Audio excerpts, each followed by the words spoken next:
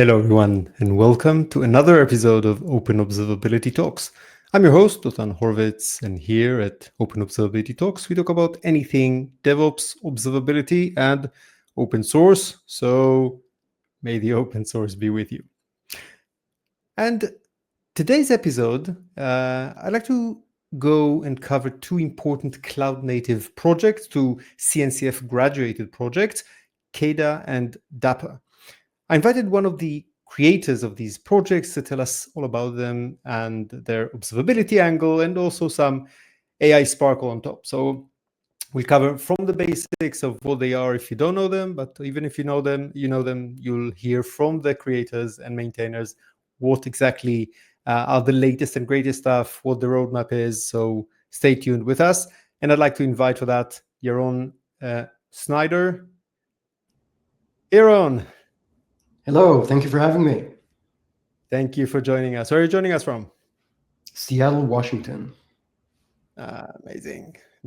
So I said a bit in the opening that you were there and one of the creators of both projects, and these projects came out of the Microsoft Azure team. So maybe a good place would be to start by hearing from you about your background with Azure before we dive into the project. Yeah, of course. No, happy to talk about that. So I spent about 5.5 years at Microsoft, working there, mostly focusing on open source and serverless container platforms, mostly involved with CNCF technologies. And I worked for a team called the Azure Incubations team. And our job was to basically find gaps in Microsoft strategy and then come up with solutions that are mainly open source based. Which will really help Microsoft bridge the gap to some of its competitors, especially on what was then a really evolving front like Kubernetes and platforms like Kubernetes.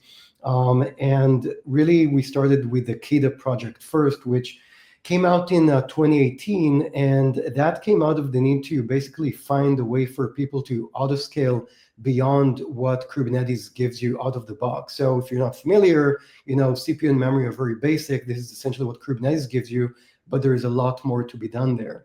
And so we basically said, hey, people need to autoscale based on Kafka messages or SQS or any form of incoming events. And it's very, very difficult, because if you want to do that back then, you'd need to understand Go, you'd need to write your own custom infrastructure, run it, maintain it. And so we basically found a way in Microsoft to abstract the whole thing, and we released it to open source, and that essentially became KEDA, which became the de facto way to autoscale workloads on Kubernetes. Then we recognized, great, people can now autoscale, but application developers are really being left in the dark for their own devices, trying to figure out what their new role is in this Kubernetes piece. And how they need to basically, create cloud-native applications from an application perspective. And this is how Dapr came to be, as this toolbox for developers to be able to consume APIs rather than implementation and really focus on their core IP and business logic. Dapr really took off. It was adopted by lots of big enterprises right from the get-go. It received contributions from companies like HashiCorp, AWS, SysDig, and many others. And so it became pretty clear to us that we also want to give this to the CNCF and form a vendor-neutral steering committee around the project just to steer its life cycle. And so we donated that to CNCF, and both projects really kind of tie in together, because KEDA is a great way to autoscale stuff in Kubernetes, and Dapr is a great way to write and author applications that are then being autoscaled by KEDA. So the two projects are kind of related. Yeah, for sure. And I even put my CNCF ambassador shirt, especially for the shirt. So great stuff. So especially for the show, because it's really important, significant projects in the CNCF landscape, and graduated project. Actually, Dapr just graduated in the past year, less than a year ago. That's really exciting. As a CNCF ambassador, I celebrated that, I think, about December, right? Around December 2024, was that? Yeah, December 24. Yeah, time flies. So, to me, it looks like it was yesterday. Yeah, it feels like it was recent, and you gave us really a bit of the gist, but I want to step back because some of our listeners might not be so familiar. So, and actually, it's interesting to see maybe the need, the pain that it came to solve inside Microsoft. So it didn't start with, okay, let's add a piece to the open source community for the better of mankind. It was to solve a very concrete problem that you faced as a team inside Microsoft, building Azure, building a containerized platform. So can you walk us through like the gap that you found and what was there at the time and how it addressed? Sure. Shall we start with KEDA or Dapr? Let's start with KEDA, the first one, Okay, sounds good. chronologically. Yeah, so it's 2018. Organizations are just starting to really take very large workloads with Kubernetes into production, and obviously it appears to be that the default ways to autoscale stuff on Kubernetes just isn't enough, because you've got CPU and memory, and that's good for very proactive non-proactive workloads. But many times you And base that's off just work. for the, sorry to interrupt, but for those who map that out to the common terms, that like the HPA, the horizontal scaling, and then there's also vertical scaling. These are like the standard tools that you have out of the box in Kubernetes, right? Yeah, you'd write an HPA definition or VPA, and that would basically autoscale on two metrics that Kubernetes provides out of the box, and that's CPU and memory. And that's very basic. It works for some use cases. But in many cases, when you have very large workloads like getting Kafka messages, or SQS, or event hubs, or a RabbitMQ, or just any form of event that's sitting on top of a queue, you basically want to autoscale based on the number of events you have in your backlog. And this becomes very, very important, because you want to autoscale as events are coming in, and so you want to make sure that you're autoscaling proactively before the side effects, which are CPU and memory, start to show up in your individual pods. And there wasn't a good way to do that. Basically, to do that, you'd need to write your own custom software written in Go. So if you're a shop doing C# or Java or Ruby or .NET, and you don't have the Go knowledge, then you certainly need to write or learn a whole new language to do that. And you'd need to hook up to the Kubernetes API, which is an additional pain point for lots of developers who basically just want to run stuff on Kubernetes. They shouldn't have to know how Kubernetes operates internally. And then after you've learned Go, and after you've pinned it over to the Kubernetes APIs, then you'd need to create this thing called a custom metric server, and deploy it and maintain it and manage it and patch it and make sure that that thing actually autoscales, based on CPU and memory. So it's a whole journey that users just didn't want to go through or didn't have the know-how. So we basically looked at it and went, oh, well, what if we could essentially abstract the entire thing and write it so that users will only have to create a YAML file, and that's it. Where they basically came to the platform and said, this is my queue, this is how I want to autoscale, and I just want the layer that I'm hosting in my Kubernetes cluster to do the entire thing for me automagically, so to speak. And this really became like a user experience perspective, where we were like, this is what we want to do. Now, how do we make that happen? So in Microsoft, And you should say, sorry to interrupt, that's actually the experience that Kubernetes brought with a basic concept and architecture. That's what engineers and DevOps grown used to. So we all became in a way YAML engineers, I would say. And you just want to configure a few lines with the required scaling, min, max, something like that. That's what we had in the regular thing. And suddenly, when you go beyond, as you said, CPU and memory, suddenly you need a much wider skill set. You need to become a programmer in this language and that language, and maintainer of additional components. This is like the anti-Kubernetes experience. And this is what you actually brought back into the mainstream of the Kubernetes philosophy and architecture. For sure. And regarding YAML engineers, we actually have an employee at my company, Diagrid, where on Slack, he basically changed his title to be YAML engineer, which is fun. It just reminded me of that. So yes, definitely, we wanted to make people be able to autoscale based on their needs without becoming like Go engineers and super experts in Kubernetes APIs and infrastructure.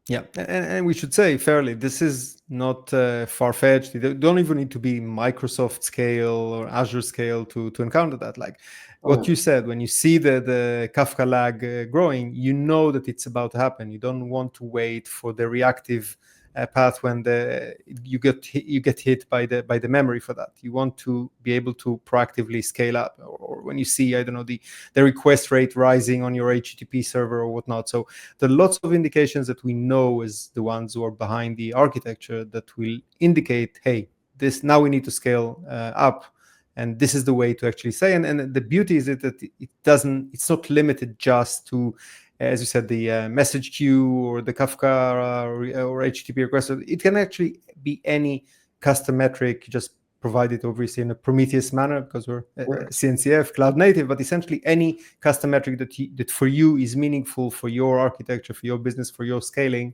and plug it in, right?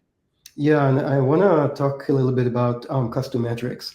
So KEDA has over 50, I believe, different scalars, like for Kafka and SQS and whatnot. One of them is the Prometheus scalar, which I like specifically because I wrote that from scratch myself.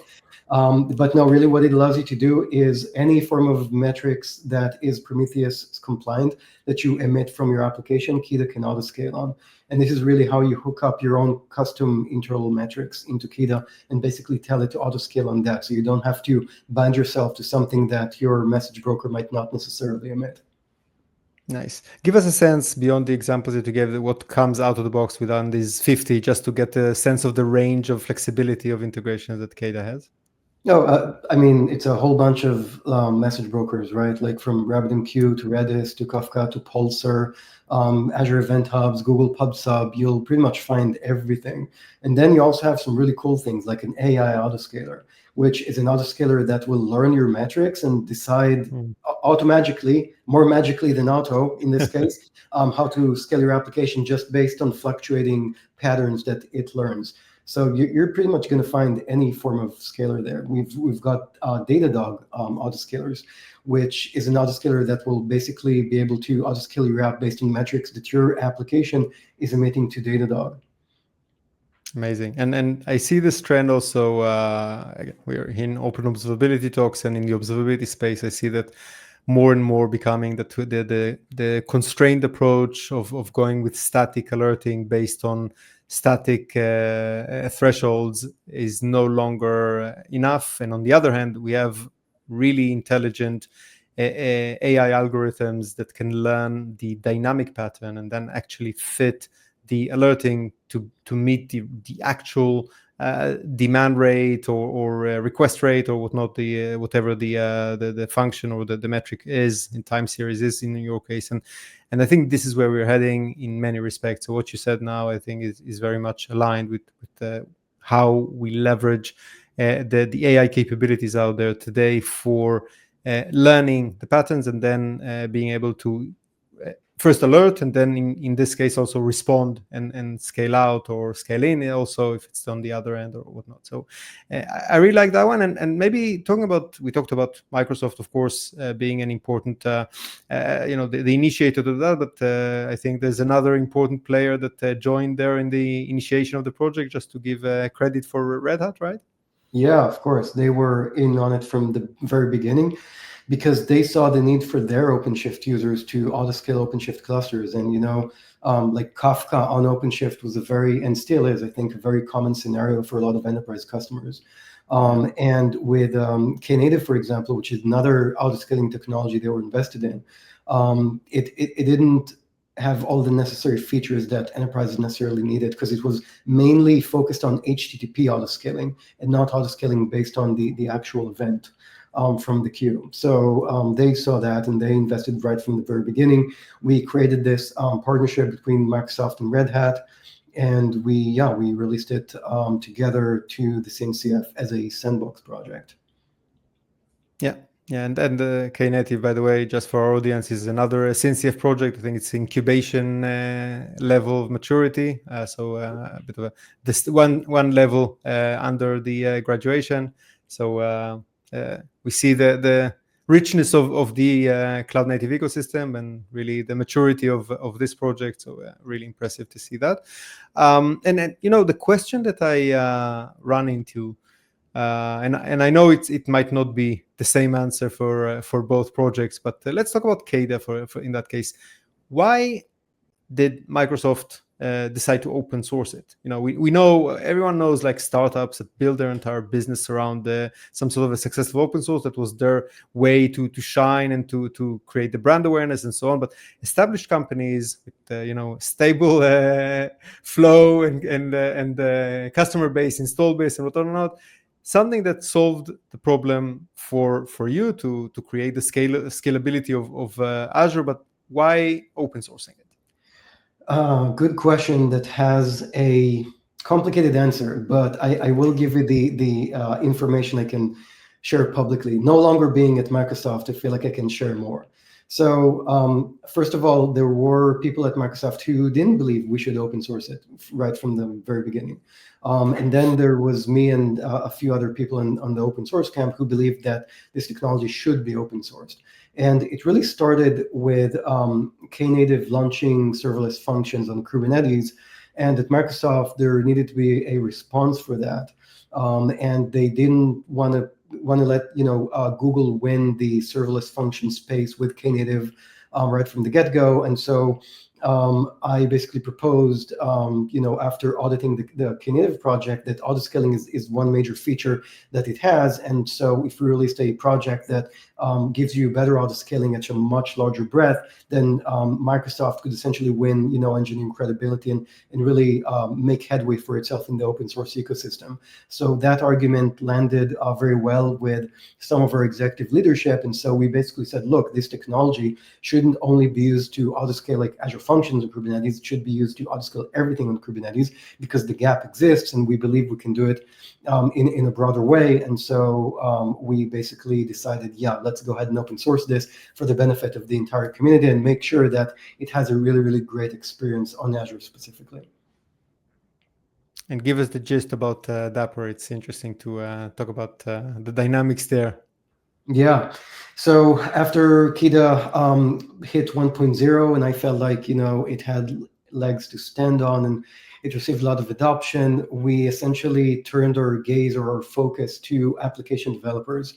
And if you look at like a regular company today, the ratio between a DevOps person and an application developer is basically like 10-1, with application developers, favoring. And application developers, when they go to write their software in Kubernetes, they basically find themselves in a very dark environment where they're like, what is this new world? How do I interface with Kubernetes? What do I do there? And in the CNCF, there is a lot of focus on DevOps and platform teams, but not so much on application developers. And that was another gap that we felt was there. Like, no one was giving proper attention to the toolbox and tools needed for application developers to be successful in this new emerging cloud native world. And we've decided, look, there is a gap where we can basically abstract over cloud infrastructure and really speed up developers' ability to write resilient, secure applications from the get-go with a set of abstractions. And this is how Dapr came to be. So Dapr basically released with abstractions over message brokers and databases and secret stores and service discovery, and also a programming model designated for IoT called Actors. I'm not going to go in depth about that too much, but you can look it up. And it became like a huge success right from day one. We've received more than 1,000 GitHub stars in less than 24 hours. Lots of major enterprises, including HashiCorp and others, were coming in basically saying, look, this resonates with our customers who want to contribute to the project. Alibaba Cloud basically adopted it into production even before it hit 1.0 inside of their most critical functions environment. And they joined the Dapr steering committee very early on. And so we received a lot of this attention. And we decided, we should totally give this to the CNCF, because there's an ecosystem that's being maintained here and that's growing. And we don't want it to be growing separately from what's happening in the CNCF. So Dapr actually became the first project in CNCF history to skip sandbox altogether, because we had such a massive ecosystem around it. The CNCF accepted it right from the very beginning as an incubating project. Yeah, no, it's very impressive, and I think it's impressive also in the, as you said, that back then the CNCF was primarily focused on DevOps, and I think this opened up the viewpoint of the developer. And since then, just to be fair, again, as a CNCF ambassador, but also looking fairly at the ecosystem today and the landscape, you see much more focus on the application. There's of course also now a whole technical advisory group designated for application and for the platform engineering. What's currently a lot of what you did in the day was, I guess, platform engineering before the name was even it Yeah, was coined, the term. 100%. And going even further up the stack. So today you have also the IDPs and so on. So you really see a shift throughout the ages. We're now celebrating this year. We're celebrating the 10th anniversary, first decade for the CNCF, and I think one of the important things is going beyond just the Kubernetes and its immediate wrappers, I'd say, so to speak, and the immediate ecosystem into something much broader. Today you have FinOps related, and you have, as I said, the platform engineering related, and lots of others. So I think, and you were there with the Dapr project, really early on signaling that this is something that needs to be to have its attention. So it's interesting. Like you did the education both internally within Microsoft and then a similar pitch in the CNCF. So it's great to see that. And going back, because you mentioned, so just for those who are not familiar, it's in a way I'm trying to think. I don't know, maybe someone coming from the Java world would be something like Spring, maybe, or Quarkus, right? These sorts of frameworks of, albeit not maybe language specific, but something that gives this sort of a higher level abstraction where they can interface with I don't know, caching and storage and I don't know, secret storage and whatnot. Would that be a simplistic way of just describing it for those who are new to the project? Yeah, for sure. So Dapr is a multi-cloud framework. Why multi-cloud? Because you can code your code once and then target, services from Azure, AWS, and GCP without changing your code one bit. So if you have a multi-cloud deployment, it's going to solve a lot of problems for you just by the virtue of maintaining a single code base. And it's going to be very cost effective. It's also multi-language. Why? Because Dapr speaks HTTP and gRPC, and we have SDKs for pretty much every language under the sun, including Java, .NET, Python, JavaScript, TypeScript, PHP, and Rust and Go. Nice. And the community is adding new languages every now and then also, which is interesting. We've got Ruby interest coming up pretty recently. And so it's multi-cloud and it's polyglot completely. And it's also multi-service. So within the confines of a single cloud, you'll get to basically be able to switch between MSK on AWS and SQS. So from the developer's perspective, they don't need to tie themselves in hard code to a specific SDK. They basically tie themselves to Dapr, but Dapr gives them the freedom to choose between one and another. And I think a really great use case is from a public use case we had with FICO, who's running their infrastructure on AWS. And they really wanted to move between Kafka and Pulsar. And, it took them a lot of time to do that. It took them like months, and it cost them a lot of money just to rip out all of the previous infrastructure. And what they decided to do was now to basically standardize on Dapr. And with Dapr, it would have literally taken them 5 minutes to do that. No kidding, instead of months. And multiple developers, literally 5 minutes and a single developer to do that. Yeah, that's astonishing, and that's the power of standardization. That you don't need to hardwire yourself to a specific tool or vendor or even open source project with its own specific conventions that make it very difficult then to migrate or even work to multiple platforms, multi-cloud or multi whatnot. So it's really powerful, and I think the nice thing is that it was open source from day one. Actually, both projects you had as your pitch internally to get the buy-in within the organization, but both projects, unlike maybe others that here on the show and others that tell the dynamics of when I ask why open source, here maybe the discussions went on preliminarily, but it started from the moment the project was alive. It was open source, right? For both the projects. Yes, that's true. So that's I think a great win also for your team, as you said. It's something that required some buy-in, but I think it's a great win. And I think the evidence showed, even the immediate evidence when you released Dapr, seeing big names. They mentioned Alibaba Cloud, you mentioned HashiCorp and others that gave the validation from outside in. That it speaks for itself and helps the buy-in. No, And I want to talk a bit about the observability side of it.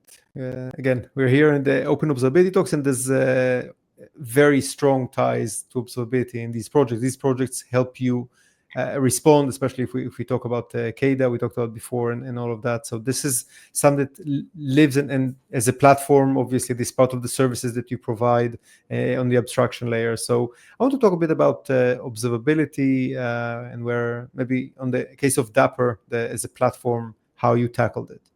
Yeah, so Dapr has two parts for observability. One is observing Dapr itself, and the other part is really developer focused, which is providing developers with out-of-the-box observability without them needing to hard code SDKs or create difficult, coding conventions for spans and traces and whatnot, or expose telemetry for their services. So if you basically pair Dapr to any API or external service you work with, you get immediately distributed tracing and metrics out of the box. So let me deep dive into that a little. Let's say you've got two applications. One application is receiving events from SQS or Kafka, and then it is invoking a different service via HTTP. If you were left to your own devices as a developer today and you didn't have Dapr, you'd essentially need to, first of all, pull the SDKs for OpenTelemetry into both applications, and then create a span in one app, and then kind of like create this custom structure in Kafka where you're putting the trace inside or propagating the trace inside of the header. And then in your second application, you would basically need to grab the header. And when you're calling the third service and invoking a directive with HTTP, you'd also need to propagate the service. And on the caller end, you'd need to extract it and then send it off to the underlying backend, whatever it is, like AWS X-Ray, Zipkin, Jaeger, whatever. Dapr basically takes care of all of that for you. If you pair up Dapr to your Kafka or SQS message broker and then use Dapr to do service discovery, it'll create the traces and propagate them. Yes, in your code, you would still need to get the event coming in from Dapr and give it to Dapr, but you will have no traces. Sorry, trace is not the right word. I want to say that you're going to have no traces of the SDK, but you're going to need to have 0 SDKs in your code. You won't even know what a span is. You won't even know what the trace is. The only thing you'll need to know is if you want to tie two things together, you'll have a header that you're basically scraping from the request. And then if you want to connect it to an outbound request, you just need to put that header on your outbound thing. And so this is really where Dapr comes in. It automatically creates traces for you. Where it can, it'll propagate them into the backend of choice, and it'll just show you the entire call graph. So suddenly you can see call graphs between things that are asynchronous in nature, like Kafka brokers, and things that are synchronous in nature, like HTTP calls. And that's very powerful because as a developer, you don't need to think about tracing anymore. You just provision a YAML file and you go, oh, I want Dapr to write all of its traces into my backend store of choice. And as a platform team, you go, okay, now I want this application code to work against Kafka. If I'm deploying to GCP, it's going to work against GCP PubSub, and the application code doesn't need to change. And the ecosystem of integrations that come with Dapr, each one of these integrations also knows how to pull the telemetry and knows how to propagate the spans, the context, the trace context between the spans. So all of that comes baked in with each and every one of these platforms that Dapr supports, right? That is very much correct, yes. Yeah. Do you want to we mentioned a few, but what's for people to understand what kinds of other types of integrations that are offered out of the box with Dapr? Oh, for PubSub, that are commonly used. Yeah, first of all, you'll see a lot of overlap with what KEDA provides, and like that's not a coincidence. When I basically designed both KEDA and Dapr, I wanted them to make sure that they overlap, so that you're a developer writing an application with PubSub with Dapr, and then you can immediately autoscale it with KEDA. And you only need like 2 YAML files. One YAML file is for Dapr to connect to the thing, and the other YAML file is for KEDA to be able to autoscale.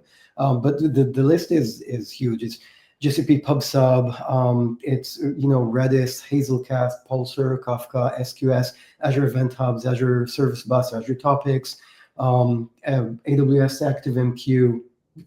More than 30 different message brokers are supported. Amazing. Yeah, no, it's the ease of life when for tracing to be effective, much more so than other telemetry, it's all about the keeping the context propagation, and many struggle because of a broken context suddenly not being able to see, and debugging this is a nightmare, and supporting this context propagation in code is could be painful. So having this as a service, underlying service as part of Dapr is a great win. Because everyone wants to go to tracing, but this is sometimes the barrier to entry that people give up and stop there. So I really like to see that, and I want to talk about also, we talked about like all the integrations, but if we look and we talked about the tracing, let's talk about the metrics. So again, a very important signal that many use. How do you tackle metrics with Dapr? So Dapr fronts every call your application makes to, let's say it's database. Let's focus on databases now, right? And as a platform team or DevOps team, you want to understand requests per second, error rates, and latency, the golden metrics. And it's very difficult for just developers trying, like, shifting their mindset from application level IP, which is what they need to hit for the milestone, to suddenly go and basically create custom endpoints for Prometheus that their ops team needs to consume. And so what Dapr provides is, once you pair up Dapr to your database, you get this out of the box, meaning you can put something like Prometheus and it'll scrape the Dapr sidecars running in your cluster. And no matter the database you connect Dapr to, you'll get those golden metrics being scraped out of the box for you. So developers do not need to do anything in their code. They don't need to expose any Prometheus endpoints, any Prometheus metrics. Dapr does that for you automatically out of the box.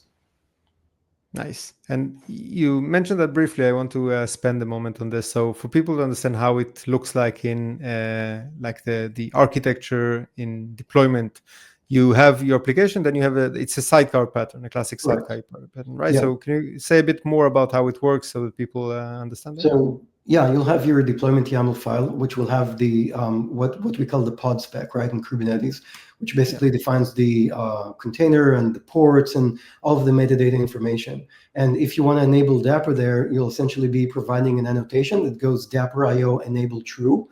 And then Dapr will inject a sidecar container, pretty much like what Istio does with Envoy, into your deployment.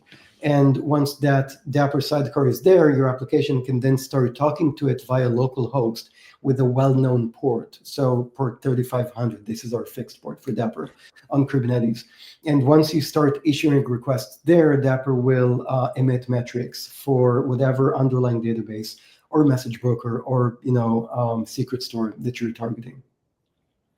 And that's the beauty of it, because essentially your application only needs to know the sidecar and communicate with the sidecar and say, run this operation or bring me this data or whatnot, and then the sidecar then takes care of all the heavy lifting of wiring in and then finding the way to talk to the specific database or message broker or whatnot. So that's again, for those who know from service meshes and that it's not a big surprise, but I think for those who maybe are less familiar, this is the elegance of the sidecar pattern. It's made for very good use here.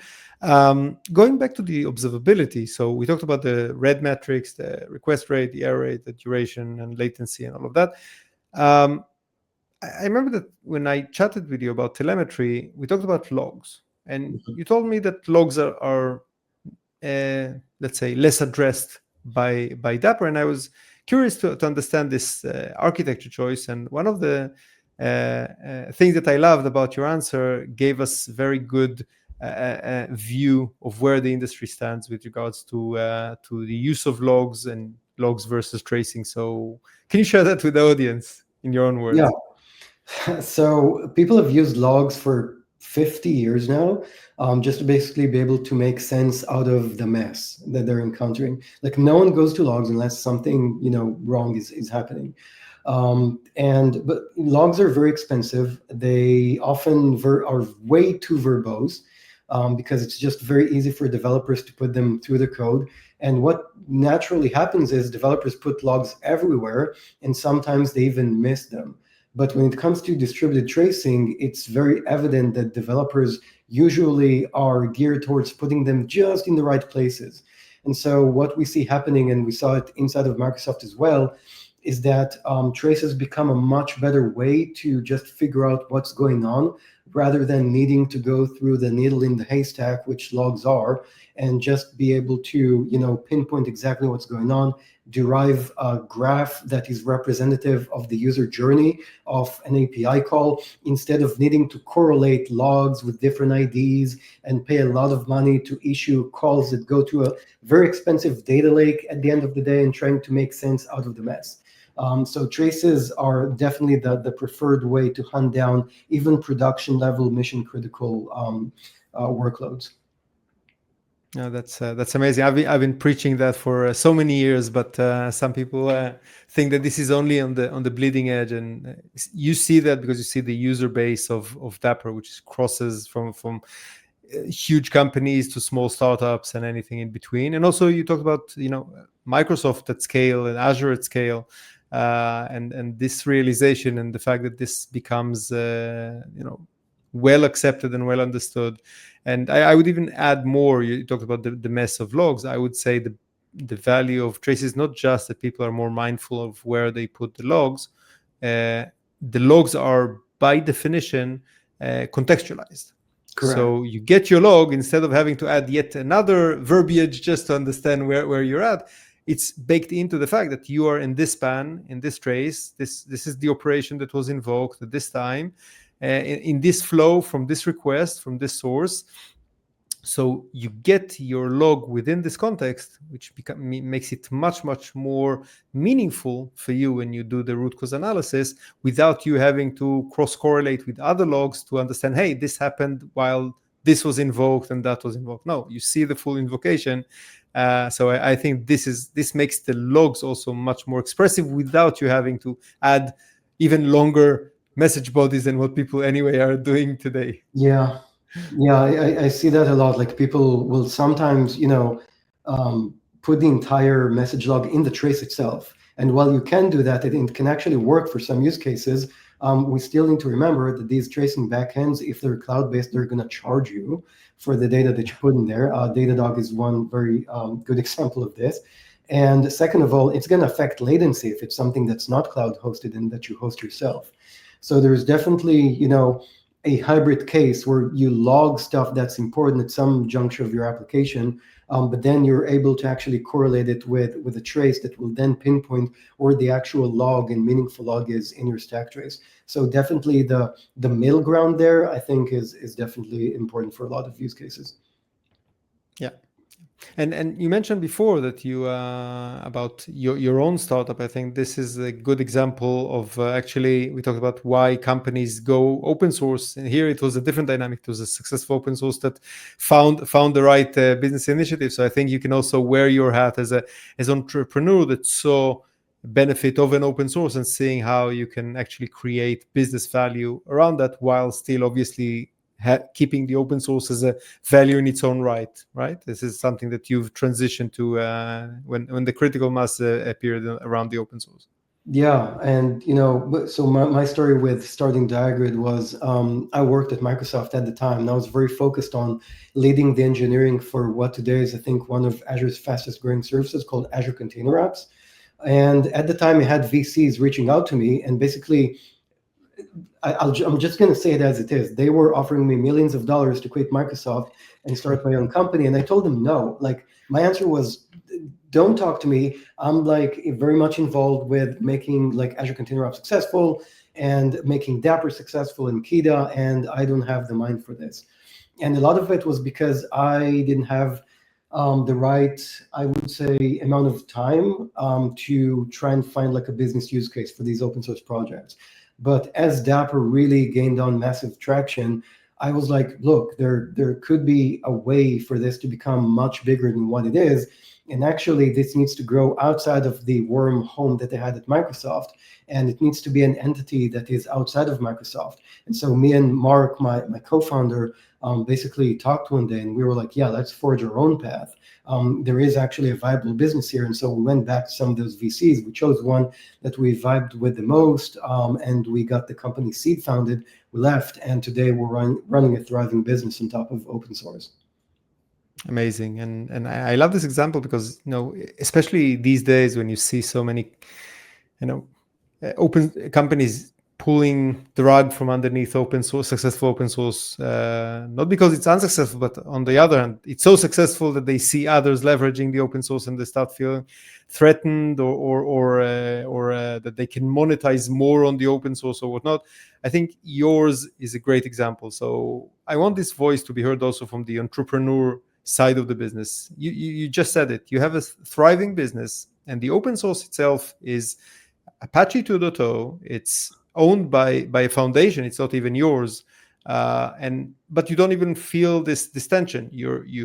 And you still contribute upstream. You add features to the upstream. It's not that you feel yourself needing to put it behind the paywall or whatnot. So tell us this journey, or try to help us reconcile this now growing fear and FUD around the open source being non-sustainable. Look, for there is businesses. definitely tension there. I will be very honest. Like, even today at Diagrid, and this really directly relates to your question, when we put a feature out there, we need to think about, is it going to go to open source or is it going to go into our enterprise offering?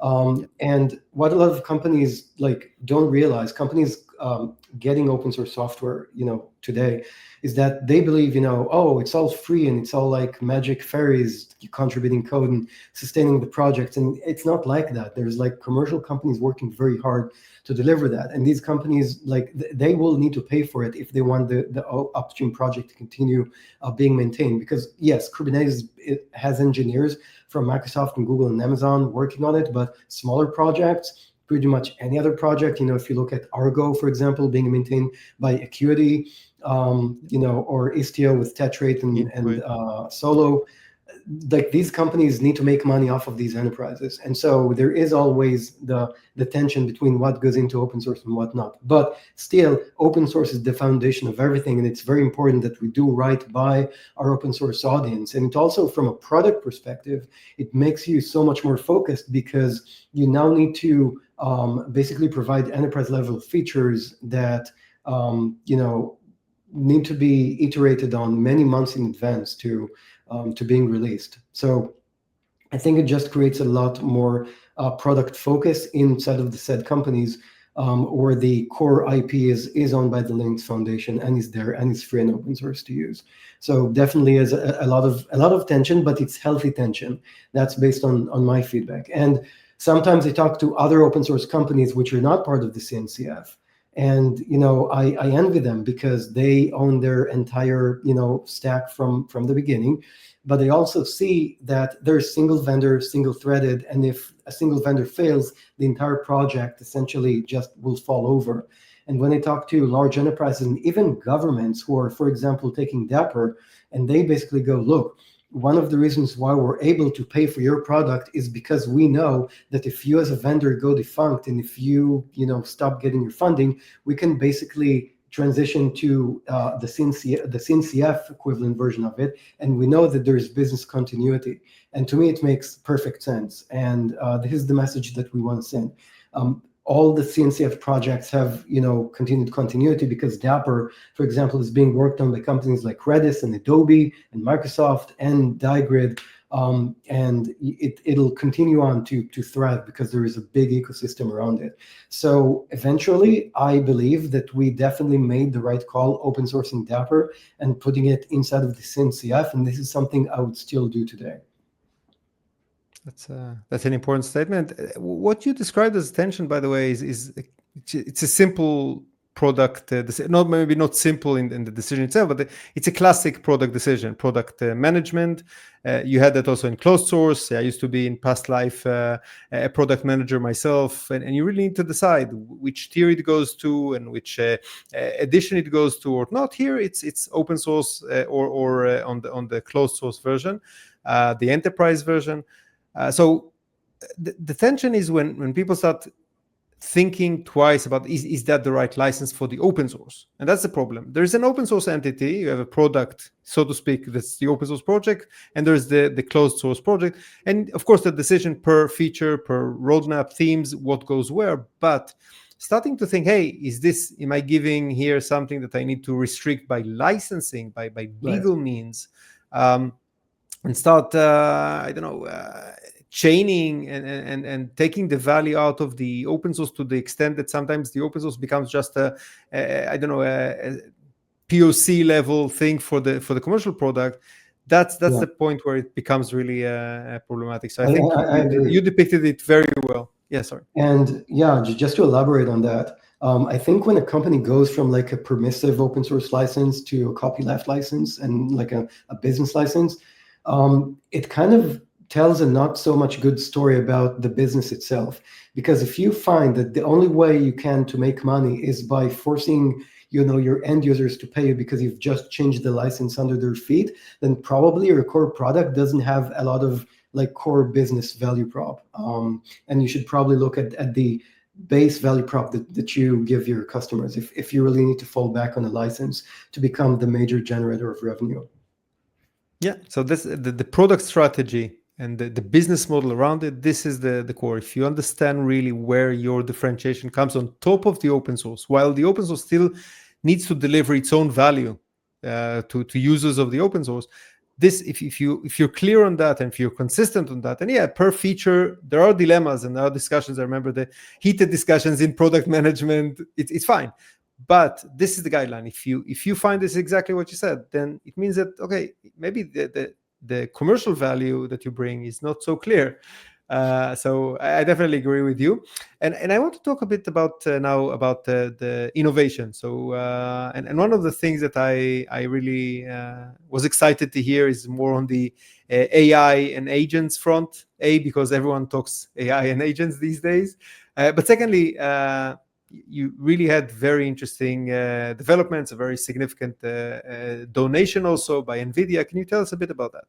Yeah, there is this great guy who used to work for Microsoft called Roberto Rodriguez, who ran an AI security team inside of Microsoft. And there he basically tried on a bunch of agentic frameworks and he was like, oh, this is all great, but it's all kind of like a toy.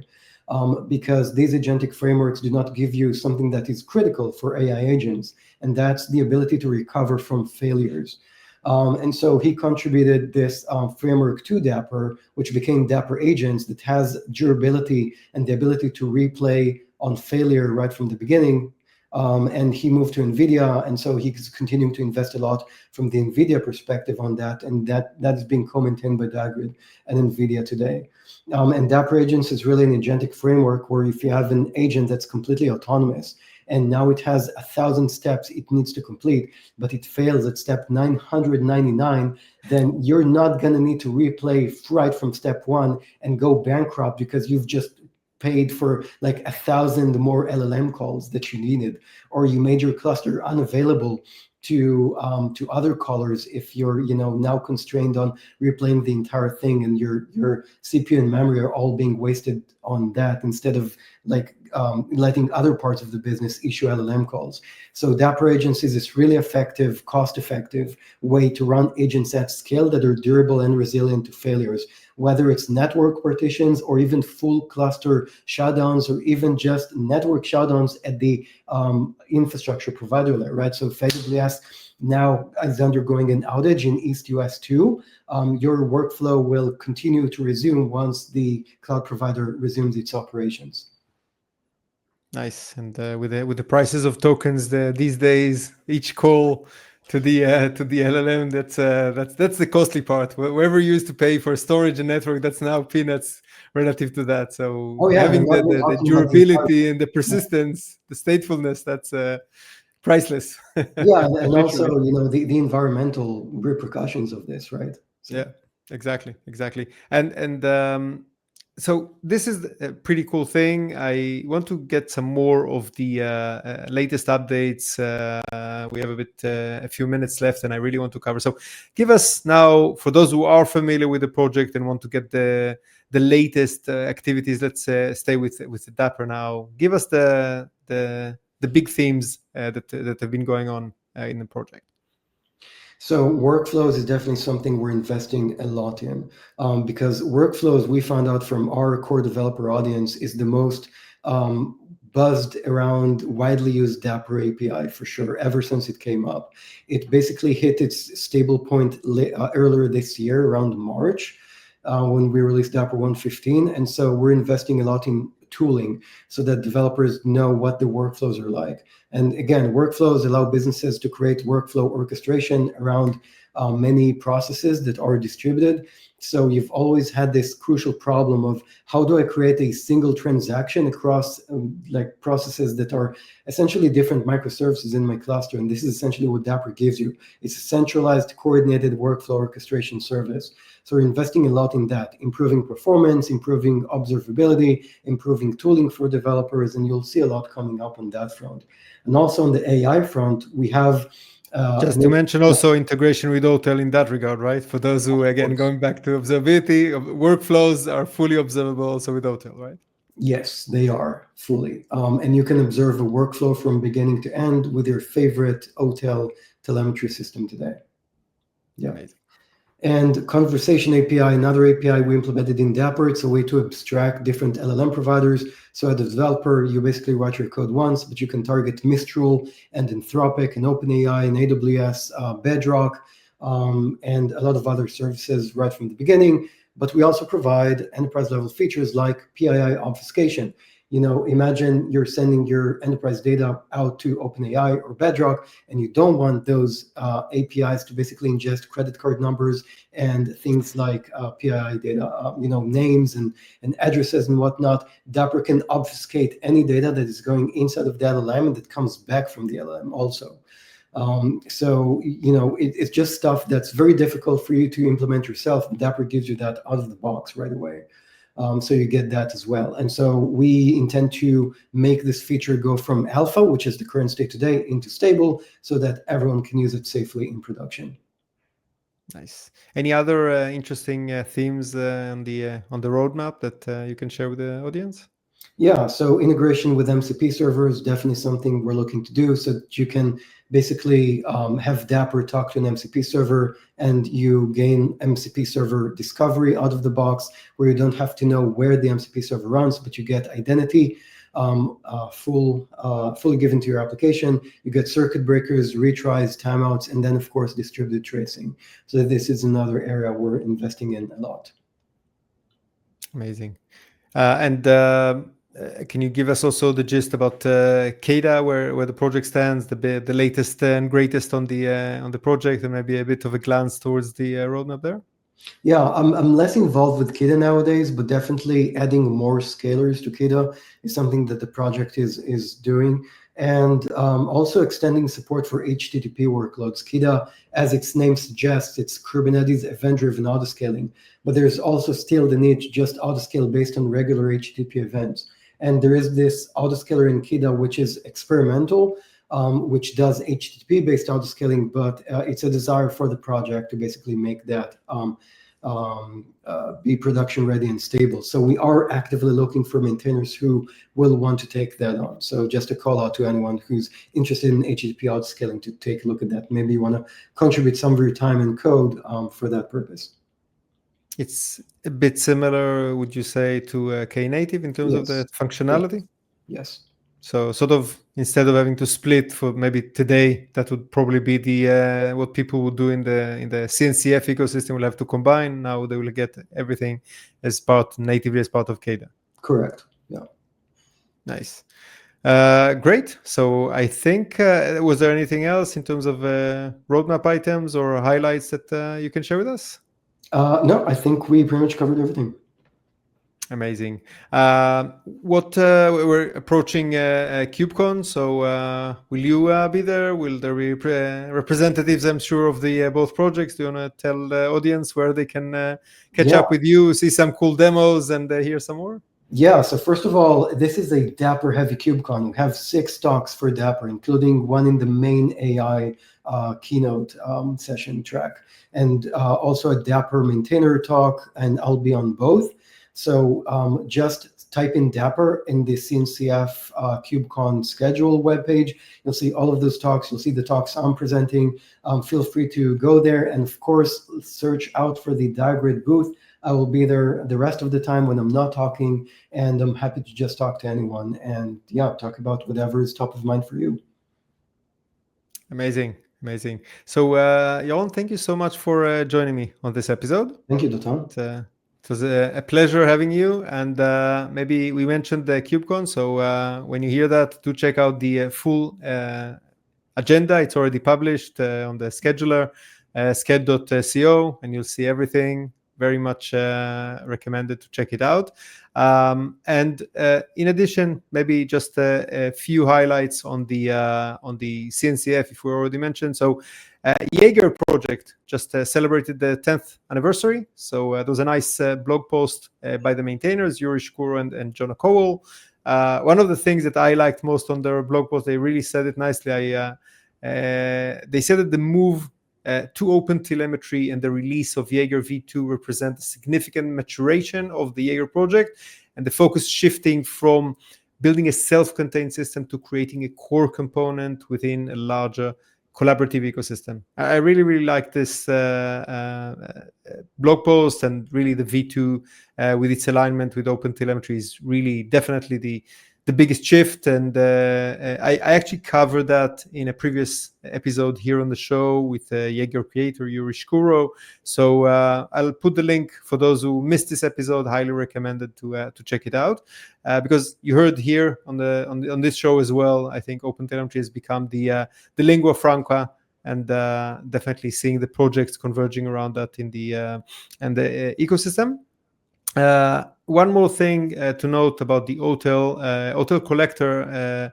There's a follow-up survey by the end user group helping the SIG, the OTel Collector SIG, tracking the usage patterns and the needs that arrived. We had a survey last year, so time to revisit that and get the updated feedback. So if you use OTel Collector, do check out and I'll put the link to that as well. Check out the survey and help us at the CNCF see what's working, what's changed, what's not working, what needs to be improved, and so on. So another important point where we can all chime in together around that. And maybe one last note, and I'm curious to hear your feedback about that, Yaron, is an initiative that I'm fortunate to be part of as well, around a proposal for a new OpenTelemetry semantic convention SIG, special interest group, for resource metadata or service and deployment semantic conventions. And this ties back to cloud providers that everyone who's used them have seen these key value metadata, customer defined tags. Usually it's called tags in the terms to manage the cost, the resources, to apply governance controls, security level, severity level, and so on. So, but although everyone uses that and it's across all the clouds, AWS, Azure, GCP, whatnot, there has never been a standard way. So, do you call it prod or production, your environment or whatnot? All these things. And this is one thing that we want to tackle as part of the OpenTelemetry semantic conventions. There is a proposal for establishing this new SIG under OTel. So first of all, if you're passionate about the topic amongst our audiences, please feel free to chime in, look at the GitHub issue and comment there. And I'm curious to hear your experience here on both as now a founder of a tool and also as member of Azure. How do you see that? I definitely think there is a place for standardization, and I'm going to draw my experience from cloud events. So if you remember, everyone used cloud events on AWS, GCP, Azure, but cloud events is a very primitive spec. And what people found was, in multi-cloud scenarios, they're not able to standardize and like understand contextually stuff that needs to be common to all cloud providers. And so Cloud Event did go through its pre 1.0 aspect to just making more fields, being required and giving them better description and making sure that they actually tie into all of the clouds. So I definitely feel like this needs to happen on the OpenTelemetry front as well.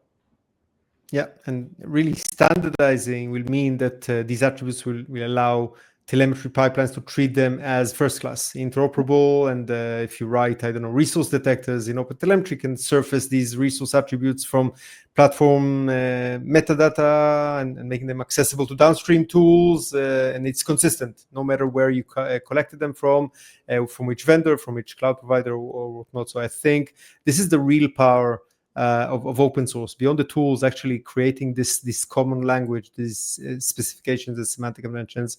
I've been involved also in the CI/CD semantic convention. So this is where the power is, but this is the more subtle, I guess, part of the project. So if you, again, all the audience out there, if you feel that it's something that you relate to and you want to take part of, do feel free to reach out, and we'd love to have more people involved. So that was just a bit of news that I wanted to share with you, Yaron, and with the audience. And again, thank you so much for joining me, Yaron, today. Thank you so much. And thank to all our listeners for joining us.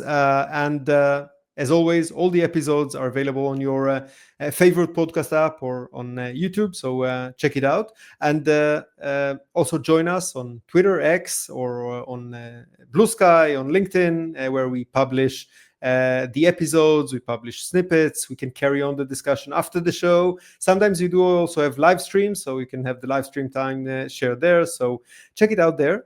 And until next month's episode, may the open source be with you.